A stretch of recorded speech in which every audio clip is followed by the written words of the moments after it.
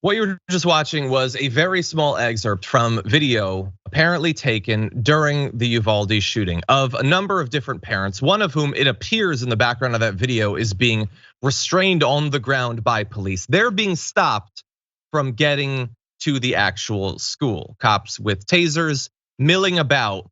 This is apparently shot during it. People say that they can hear shots in the background. The parents say that they're hearing shots. I can't attest to that necessarily, but I do want to read a few of the quotes from the longer video, which is available all over the place. You have parents saying, "These cops are right here. Bro, there's an expletive shooting at the school and these expletive cops are telling everybody to leave. Dude, while everybody's here trying to pick up their expletive kids. The kids are all in there and the cops ain't doing expletive, but standing outside. You know that they're kids, right? They're little kids. They don't know how to defend themselves." And all of this really gets to the core of the biggest gap in our knowledge that is being slowly filled, and every bit that is filled is horrifying people about exactly what was done and what was not done while this shooting was going on. Because we're finding out that it was over a relatively long period of time. First reports of the gunman approaching the school came around 11:30 a.m. on Tuesday. By the time he'd been killed, it was after 1 p.m., a long period of time. And all of the evidence that appears to be coming out, could be contradicted, appears to show that there was nothing like a strong drive by the authorities to get in there and stop him. And along the way, they appear to have lied about what actually happened. At a press conference, the police said that they immediately engaged him and then they pinned him in a room. It now appears that that was a lie. He locked himself willingly in a room with victims and was allowed to stay there for a very long period of time. And along the way, you have those parents in that video desperately hoping that something will be done. And so we're gonna read a few graphics here. Some of this is really, really dark stuff. You have onlookers urging police officers on video to charge into the building. One woman yelling, "Go in there, go in there," as other parents are saying, "How can we get past the cops so we can at least do something? If they're not gonna go, can we at least try to get in there?" And they're being stopped by the cops. Javier Cazares has a 4-year-old who was killed in the attack, Jacqueline. He says he raced to the school as soon as he heard about the shooting. He was so upset that they weren't doing anything that he was one of those who tried to get them to move into the school. He was trying to get other parents and he says, "Let's just rush in because the cops aren't doing anything like they're supposed to." More could have been done. They were unprepared. There were 5 or 6 of us fathers hearing gunshots and police officers were telling us to move back. We didn't care about us. We wanted to storm the building. We were saying, "Let's go," because that is how worried we were. And we wanted to get our babies out. So this is so horrifying. They're on video. They're trying to convince the cops to do something. And they're saying at least that they're hearing the shots. And with each shot, they're terrified that their child was just killed. And many of them were killed during that time. And again, there's a lot that we don't know. Some things we don't know have already been proven to have been lies by the cops. Perhaps more lies will come out over time. But Brett, what do you think about this? I mean, this is the most harrowing, horrifying, like little bit a video to come out of it. There's other angles shot by other people, filmed by other people, and you can definitely hear shots in insanely high volume, both in loudness and quantity of gunshots. Mm-hmm. And of course, the parents are going to want to go in there. Of course, the parents are going to want to rush and protect their kids. Of course, there's going to have to be police officers keeping them from doing that. And I don't think the solution is to have the parents rush in. I think the solution is to communicate to everyone that there are other countries that have faced, mass shootings and have acted legislatively to prevent them from happening.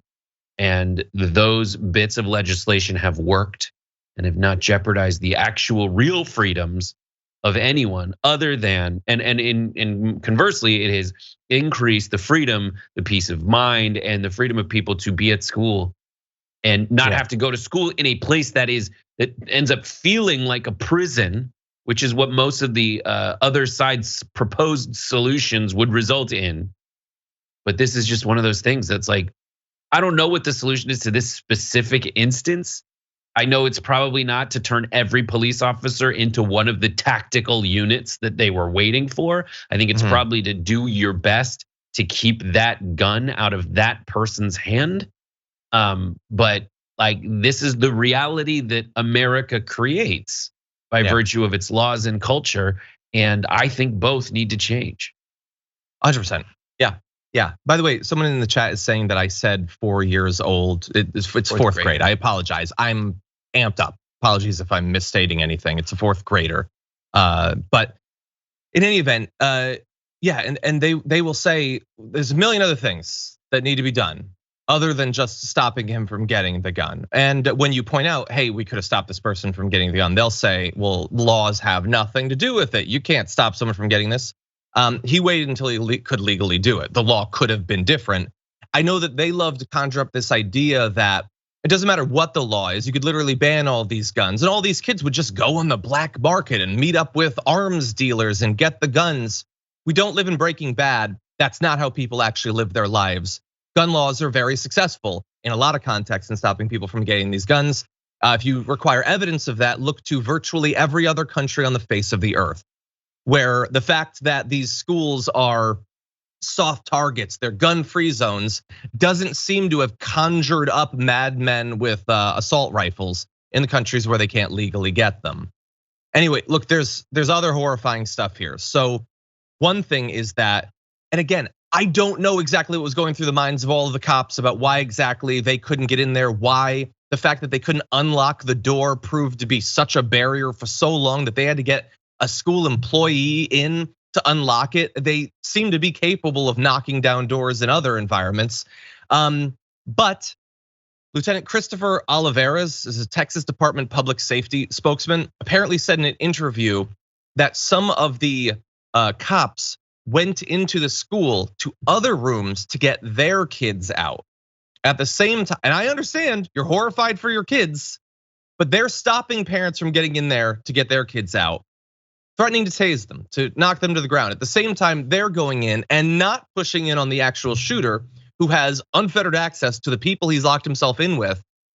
Again, there is a lot that we don't know, but the entire thing feels horrifying. And we have one other thing we have to get to.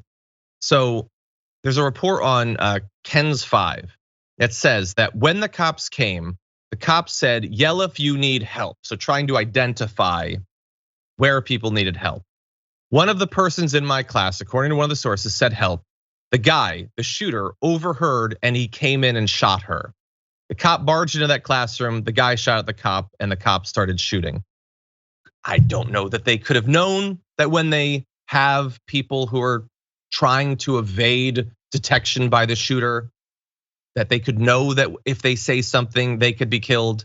And perhaps this account is false or mistaken. But according to the story, not only did they wait so long to get in there and actually stop the person, and potentially along the way, more people during that time could have lost their lives, but they also contributed to one direct loss of life.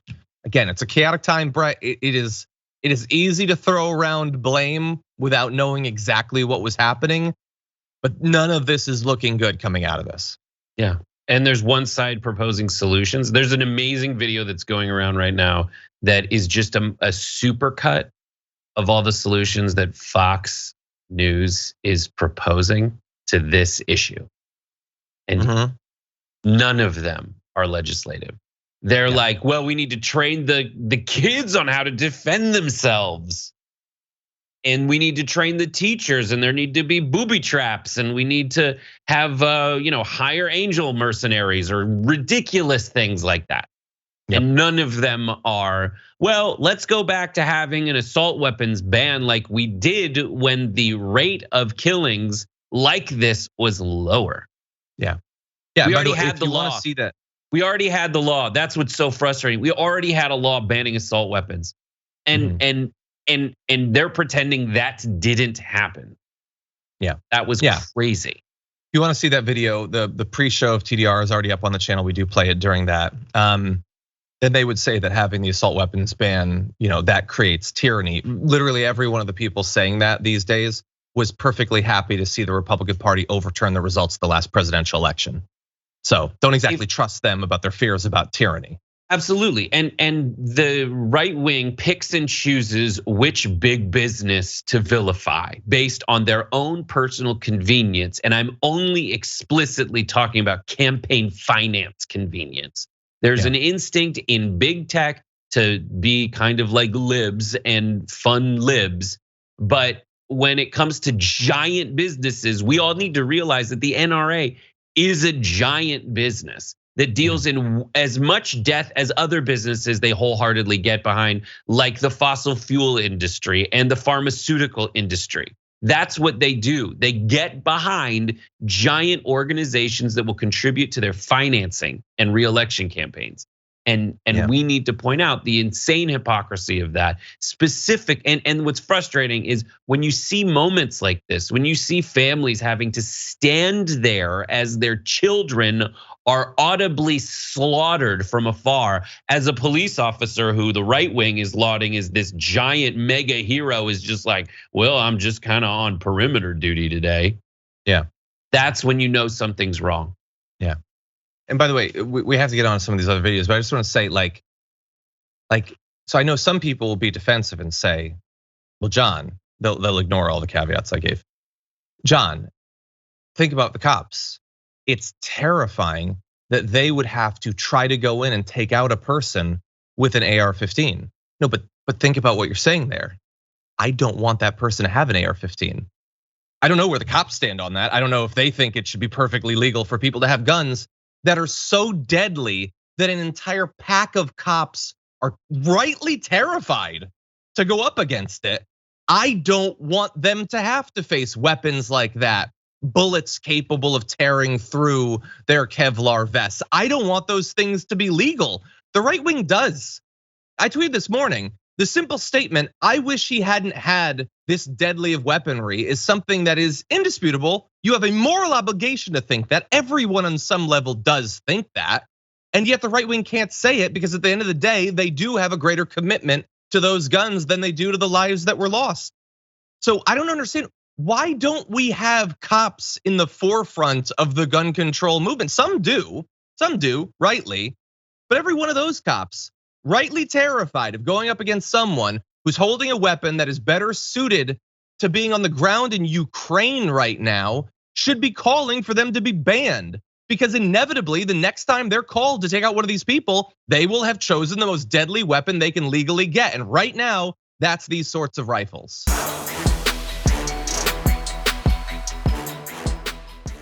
Check out the Damage Report podcast each day, wherever you get your podcasts, whether Pocket Casts or Stitcher or iTunes.